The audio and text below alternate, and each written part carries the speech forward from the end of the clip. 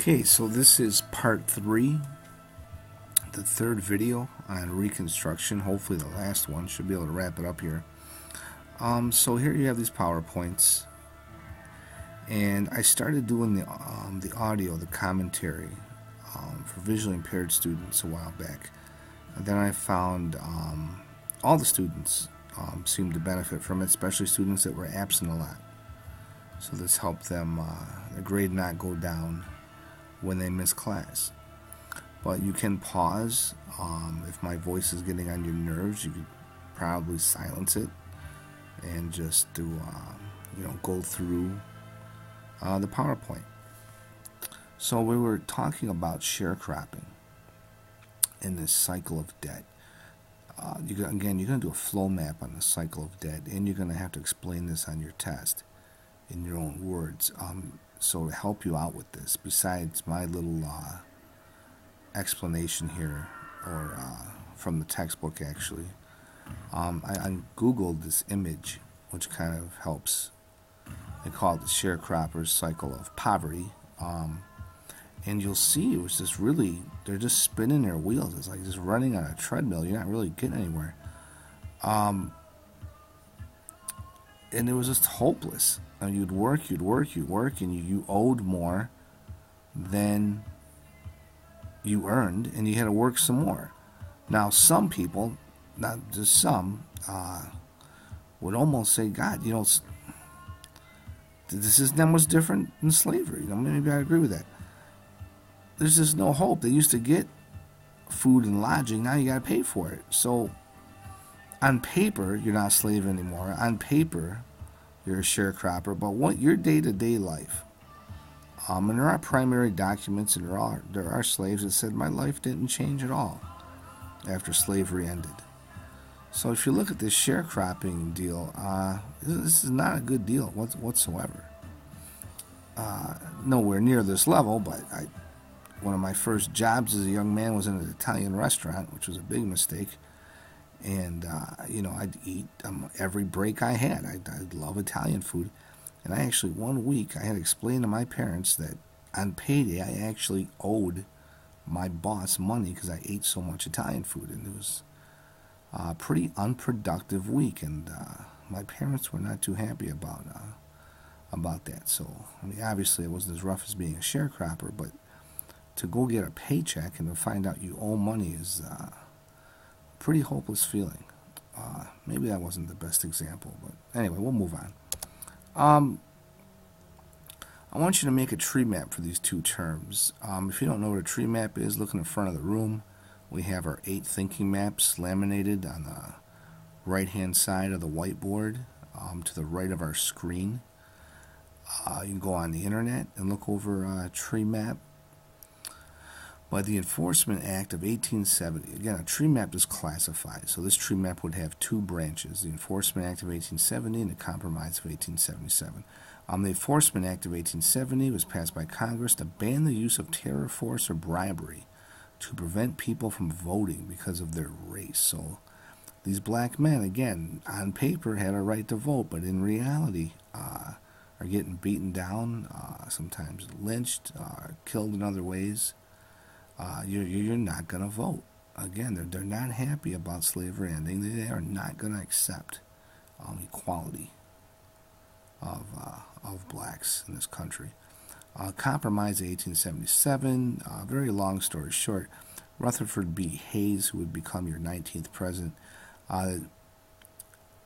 there's an agreement where the Democrats give Hayes the presidency in a very close election if Hayes agrees to remove the federal troops from the southern states, the ones that were there to enforce things such as the Enforcement Act of 1870, things that fall under the 14th and 15th Amendments. So how do you think an African American in the South felt when he found out about the Compromise of 1877? What would he think? Man, I just got sold out. These guys are going to kill me.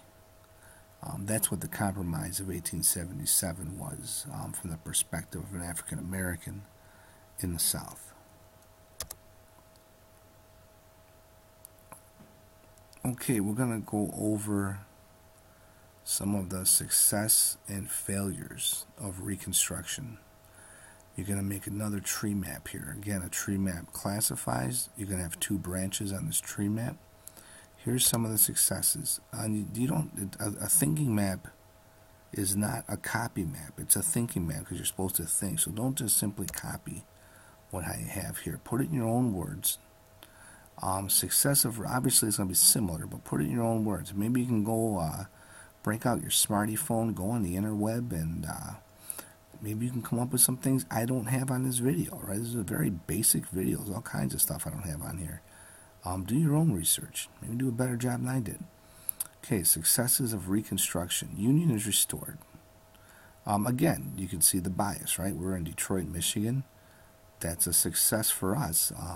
I wonder if they're teaching this in southern schools. I don't know.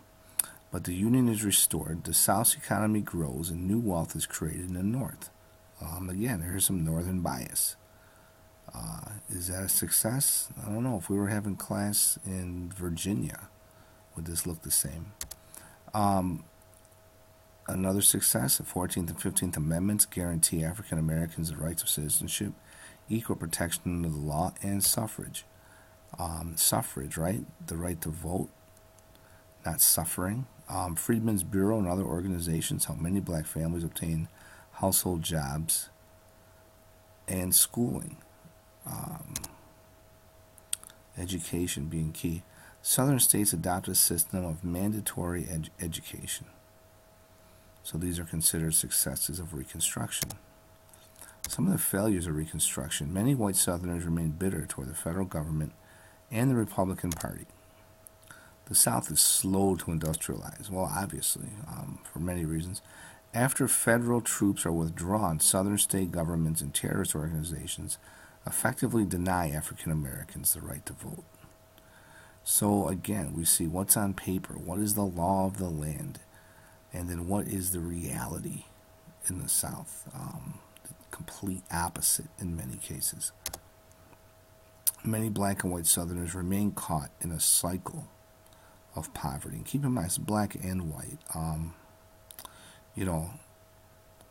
If you were white and you didn't own land, you weren't having a good time yourself. White landowners, white male landowners more specifically, were reaping the benefits. 5, racist attitudes towards African Americans continue in both the South and the North. Again, that's a key point. Don't the Civil War, Reconstruction, don't think people in the North weren't racist. People in the North were just as racist as the South, if you look at all these primary documents referring to African Americans as darkies, etc. The difference was the North had an industrial economy. Our economy wasn't based on slave labor like the South's economy, which was one of the richest areas in the world at the time under slave labor. Southern economy was dependent on slave labor. Sometimes the color that caused a lot of these problems. It's green. It's money. People in the North were just as racist. I mean, think of today. Do you know any racist people in the North? Of course you do.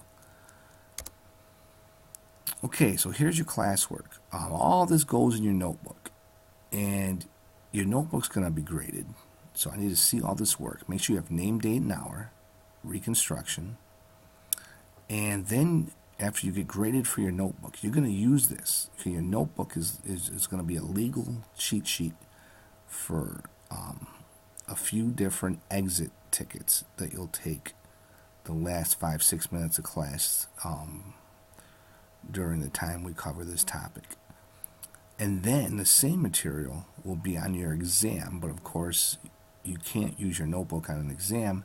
But hopefully, if I do my job right and you do your job right and we do everything that we're supposed to do here, by the time the exam comes, you shouldn't really need your notes. And there'll be some things on the exam you can't study for. Analyzing primary documents, identifying the main idea, analyzing political cartoons, interpretation of data with charts and graphs. So half of it you can't study for, but half of it will be stuff from this video and accompanying lessons and activities on reconstructions. So follow the directions here. This is key. For each term, you're going to, one, write a definition. For your definition, it's okay to copy a credible source. I copied a lot of this video from a textbook. But the second part, you could almost look at the video as an example, and I'm sure you could probably do a better job than I did. Type out the standard definition, but then explain in your own words, as I've been doing during the video. This isn't copy. You can't copy the second part right here. This you can copy. You can have a definition from a credible source. Textbook, interweb source that's credible. Number 2 is your own words. Then 3, create a circle map. 4 to 8 items per circle map. Bullet points. Do not copy sentences. Again, they're called thinking maps, not copy maps. You got to think a little bit. Summarize. Shakespeare said, brevity is the soul of wit. So be brief. Now, most of these we covered in the video. I know some we did not, but we don't want to make a film here. I'm already taking more time than I would have liked to. So you're going to, for each of these, there's 14 key terms here. You're going to do 1, 2, and 3 for the Freedmen's Bureau. Then you're going to do 1, 2, and 3 for black codes, etc. So you can pause the video and get that done now.